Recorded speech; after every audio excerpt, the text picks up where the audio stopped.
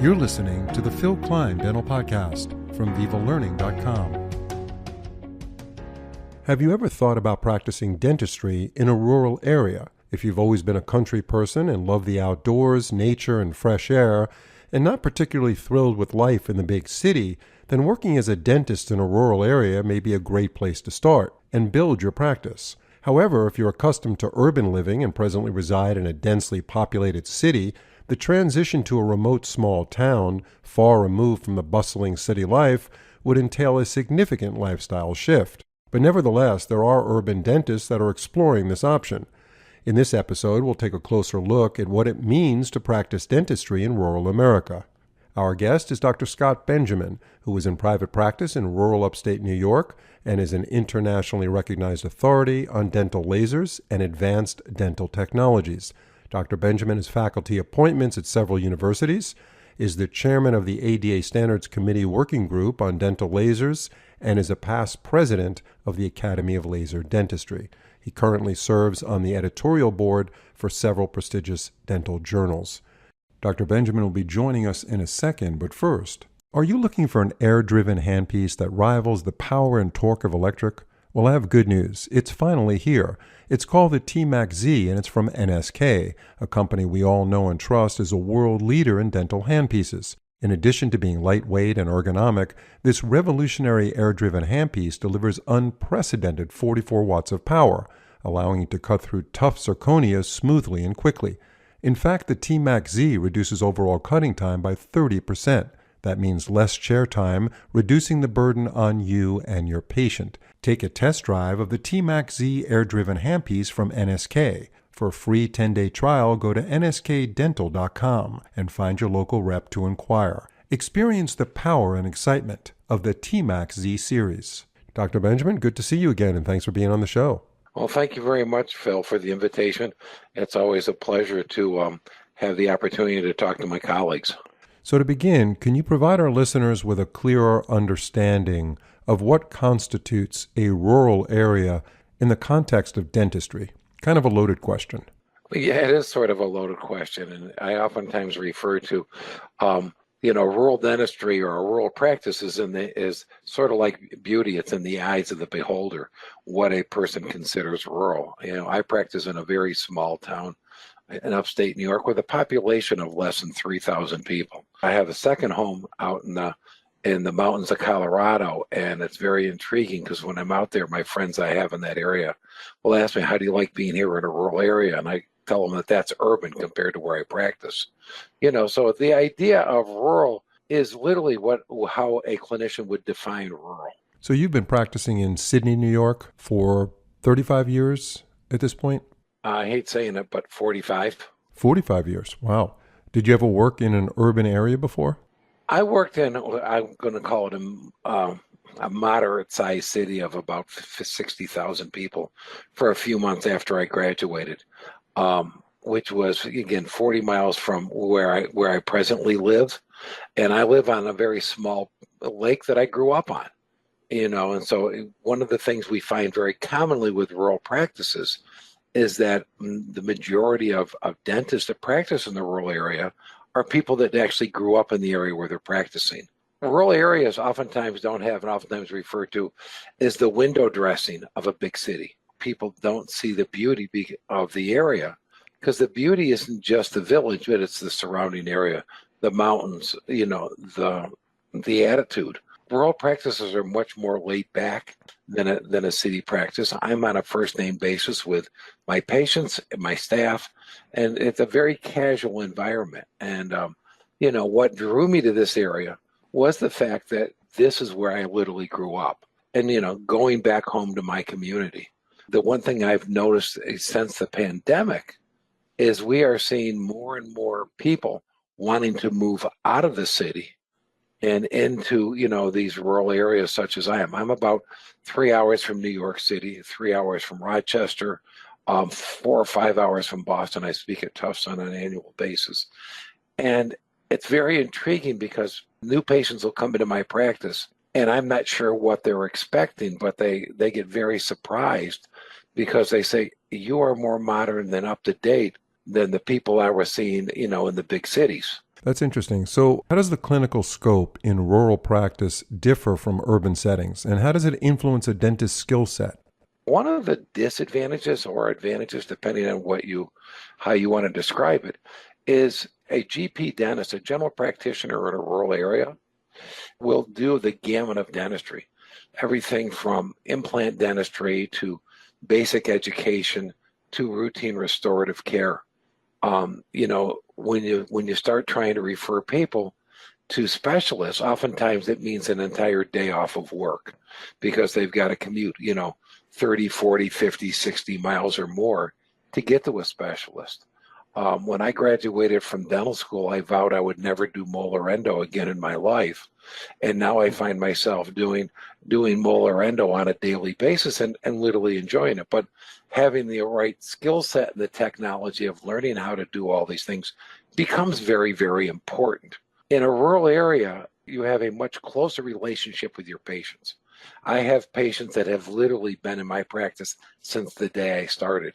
And one of the unique things about practicing in the same area for all these years, I'm now seeing grandchildren of people that I treated when they were in high school. That continuity of care is something that's extremely important to rural patients as far as also to rural dentists. We have an implied trust and confidence from our patients when they walk in the door because we're not a stranger to the area. It's very rare that I'll have a patient come through the door that knows minimal to nothing about me. Most rural practices do zero to no marketing because we don't need to. So, for sure, Dr. Benjamin, rural dentistry differs in many ways from urban dentistry. But one thing I can see that's a very glaring difference is the fact that if a patient is not happy with a dentist in an urban office, they could shop around for a new dentist and go to a dentist down the block or in the same building for that matter. But it's very different where you work, where you have your practice. So if a patient is unhappy with a dentist in a very remote area, they can't shop around for another dentist down the block. So it's a completely different type of thing there. So that plays a big role in the importance of maintaining a good relationship with the patient, does it not? Practicing in a rural area is very family oriented, with the idea that if there is a conflict, that usually it's very amenable in a resolution of always trying to do the right thing. I started a Boys and Girls Club in the small town back 25 years ago, and literally working with a contractor who is very well known in the area. I asked him why he was doing this. And I said, I grew up in an area where I spent a lot of time in a Boys and Girls Club as a child. And he says, because it's the right thing to do. And when you practice with the philosophy that you're always trying to do the right thing, patients understand it. I would like to say every treatment we do is successful. Unfortunately, you and I both know that we're never successful 100% of the time. But when we don't get to success, is treating the patient on a fair basis of what would be the right thing what is the right thing to do, and always thinking of it from that point of view. And when patients have that understanding when they walk in the door, and you explain to them that, hey, we're going to be doing this procedure, what is the long-term prognosis? I chuckle a lot with patients, and they'll ask me is this crown a permanent restoration? And I said, well, the true definition of permanent is what it's going to be in your mouth the day you die. Everything else that we do is provisional, and it is designed to last as long as both you, the patient, and we, the dental practice, take care of it. So how do you see dentistry as far as dentists starting practices in rural areas? Obviously, that has to do with the fact that they were probably born and raised in a rural area. That's where they feel comfortable. That's what happened in your life. Is there any trend or momentum of dentists leaving the big city? Because it certainly is happening outside of dentistry, just in regular life. People are deciding to give up their apartments in Manhattan, move to more rural areas, get some land, change their whole concept of the way they want to live their lives. Do you see that happening in dentistry, where dentists are making a transition from a big city and moving out to rural areas? We'll be right back to Dr. Benjamin in a moment, but first, Thanks to GC America, we're now able to incorporate all the advantages of glass ionomer into a beautifully aesthetic, strong, long-lasting restoration. That's a great reason to try GC Fuji Automix LC. You'll love the convenient Automix delivery system and ergonomic dispenser, which allows precise placement into the preparation.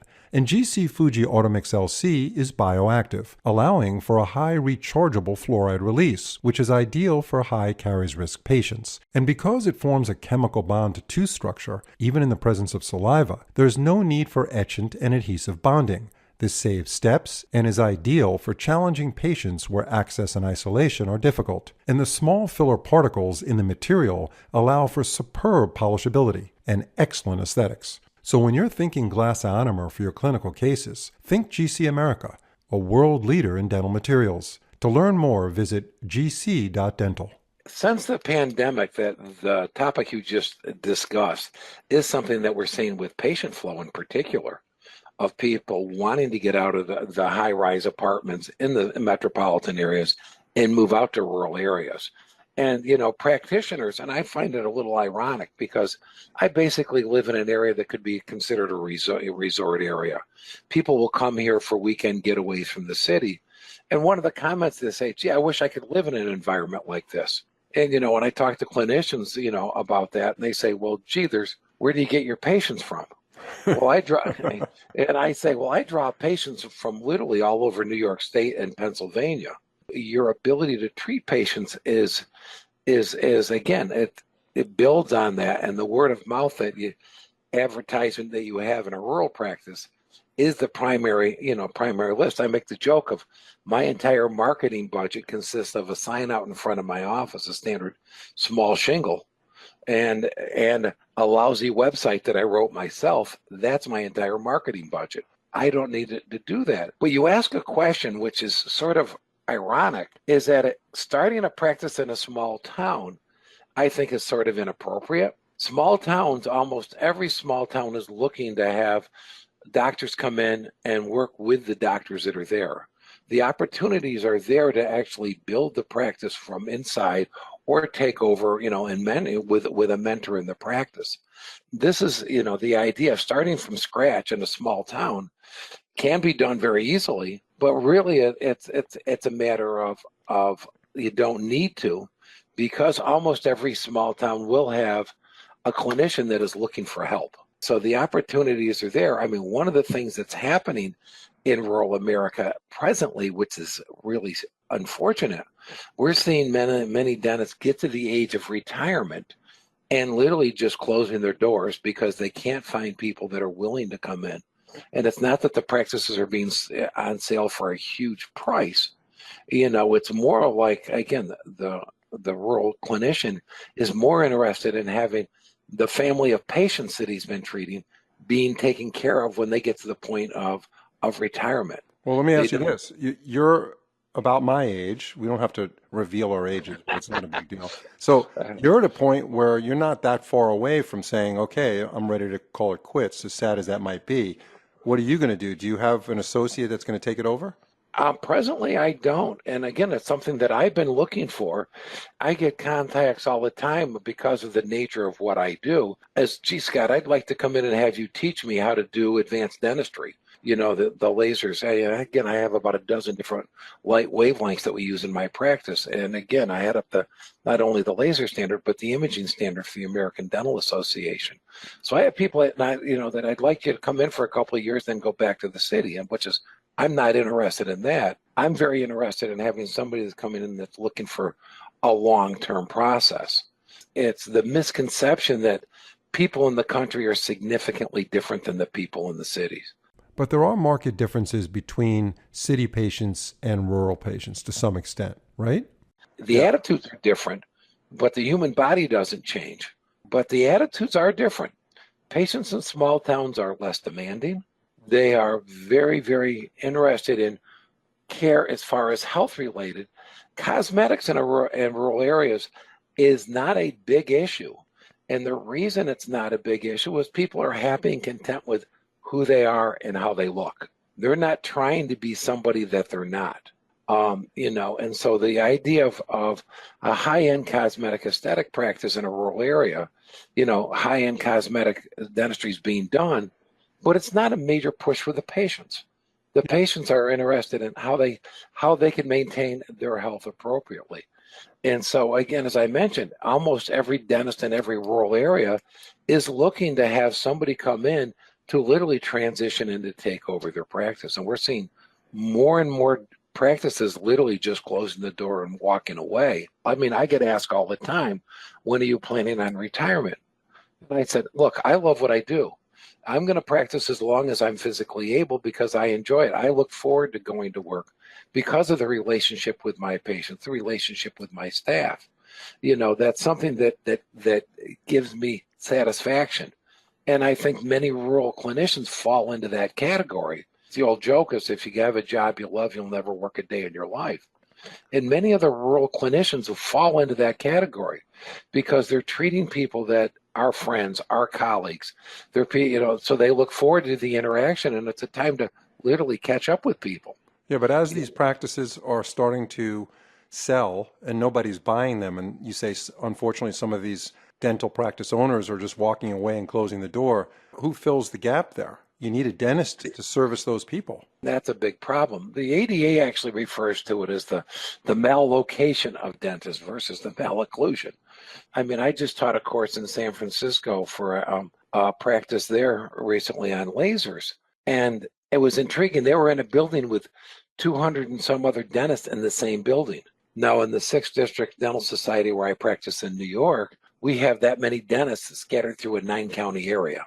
So when a doctor does close his practice and walk away, patients are then basically migrating to the adjacent town.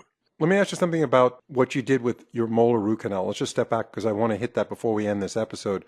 So when you were in dental school and you were doing molar root canals, you promised yourself that when you get out, you're never going to do another one. But meanwhile, you're doing root canal, and you mentioned molar root canal, and I'm speaking as an endodontist, which is really impressing me. You do that almost every day. So how did that transition occur?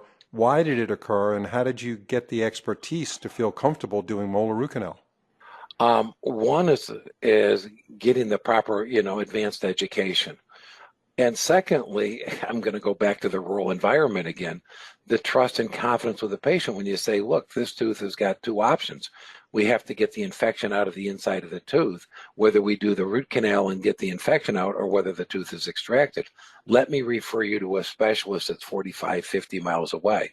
And the patient's saying, well, if you can't do it, you might as well take the tooth out now. And so it was a matter of, okay, if I do it and fail, I'm in no worse condition for the patient than if I take the tooth off. I gain the experience that way.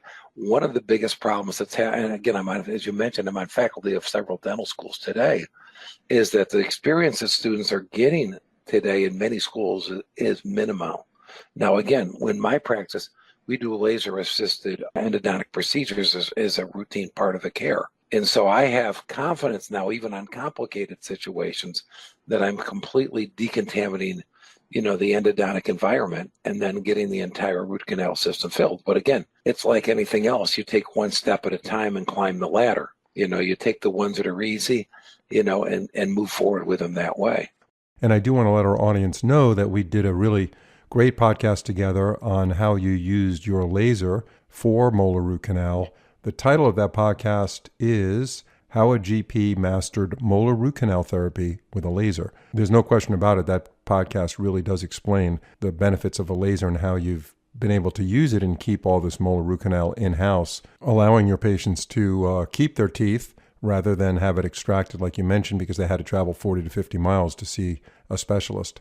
And that podcast, by the way, is available on vivalearning.com, Spotify, Apple Podcasts, Google Podcasts, or any of your favorite podcast platforms.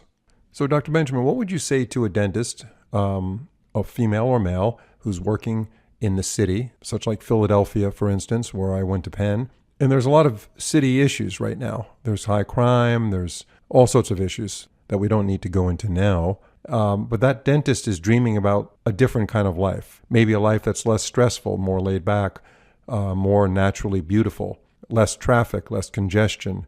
And that dentist is looking to raise a family. What would you say to that dentist who may even have a young family already about making that move from urban dentistry to rural America? It's a complete change in lifestyle. There's a lot of factors involved. Briefly, what kind of recommendation would you make?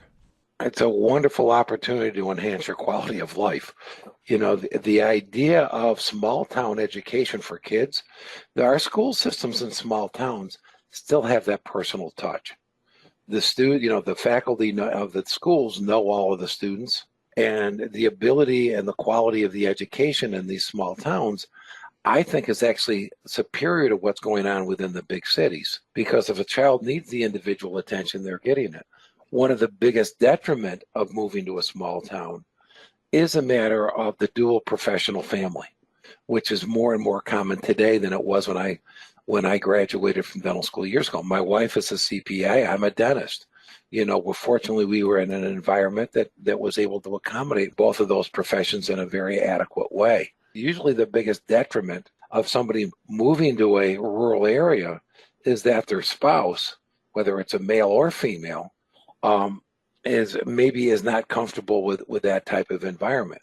However, it's one of these things that once they make that transition, very few of them ever, they question themselves, how did I ever live that way? I drive from my house where I live on the small lake to my office.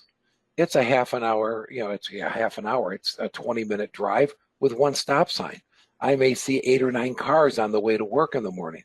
So the stress of coming to and from my office is almost zero. It's a great chance to unwind. It's more of looking at the quality of life. The quality of life in a rural area. We have the benefit of when we want to go into a metropolitan area, as I mentioned, my practice is 3 hours from Philadelphia, less than 3 hours from New York City. I can be in a variety of metropolitan areas for a weekend or whatever, very, very quick and simple.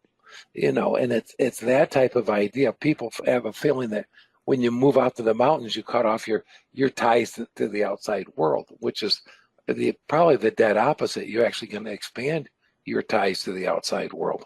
So if a dentist were to move from practicing in the city to a very rural area, tell us about what he or she should expect from the standpoint of revenue, income, expenses. The cost of living in rural areas is significantly less right. than it is in an urban area. But your income is equal or the same or possibly even higher because you're not spending money on high rent. You're not spending money on marketing and advertising. A lot of the expenses in dentistry, the downside is in a rural area is that your supplies are coming from rural areas. Your tech support for your dental chair, your dental practices and things like that are usually, again, my service comes out of Rochester, New York, which is 3 hours away. Now there is a tech that's only an hour away. That is one of the downsides. So you have to have a practice that knows how to accommodate that. Again, going back to redundancy, I have 2 compressors, I have 2 suction systems, so that if anything goes bad, we just flip another switch and we continue on running. Right. And we're not into the urgency of because space is not an issue. Mm-hmm. Space is not an issue. Again, I have 7 operatories that are 12 by 12 in size, as well as a huge waiting room and a variety of other things, that's available. Because in the country, again, rural areas, space is not the premium. Yep. My main operatories, my waiting room, look out into the creek and the forest that's outside my back door. Yeah. So patients could come in and say, this is the most beautiful view in the world. And I said, they go, it's hard to believe you're in a dental office. Right. And especially people that have moved up from a metropolitan area. So to wrap up this podcast, Dr. Benjamin, any closing recommendations for our listeners? That's something that I think the young dentists coming out of school should seriously take a look at.